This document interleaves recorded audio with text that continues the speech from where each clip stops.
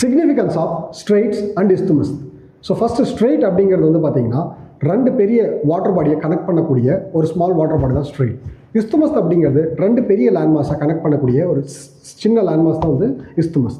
So இது ரெண்டுமே வந்து பார்த்தீங்கன்னா குளோபல் ட்ரேட்லேயும் சரி, ஸோ குளோபல் ட்ரேடில் ரொம்ப இம்பார்ட்டண்ட்டான ரோல் வந்து ப்ளே பண்ணுது. இதோட சிக்னிஃபிகன்ஸ் அப்படின்னு சொல்லி பார்க்கும்போது ஃபஸ்ட் வந்து பார்த்தீங்கன்னா இஸ்துமஸ் வந்து என்ன பண்ணுறது அப்படின்னா, அதாவது போர்ட். ஸோ அது வந்து நேச்சராக வந்து போர்ட்டாக ஆக்ட் ஆகிறதுக்கு நிறைய சான்சஸ் இருக்குது. அது மட்டும் இல்லாமல் ஸோ ரெண்டு பெரிய லேண்ட்மாஸை வந்து பார்த்திங்கன்னா கனெக்ட் பண்ணுறதுனால ஸோ அந்த இடத்துல வந்து ரயில்வேஸ், ரோட்வேஸ், பிரிட்ஜஸ் இதெல்லாம் வந்து கன்ஸ்ட்ரக்ட் பண்ணுறதுக்கு அது வந்து பார்த்திங்கன்னா ஆப்டாக இருக்குது. ஸோ எதுக்காக அப்படின்னா ரெண்டு பெரிய லேண்ட்மாஸ் வந்து கனெக்ட் பண்ணுறதுக்காக. அதுவே இஸ்துமஸ் அப்படின்னு சொல்லி பார்க்கும்போது ரெண்டு பெரிய வாட்டர் பாடி.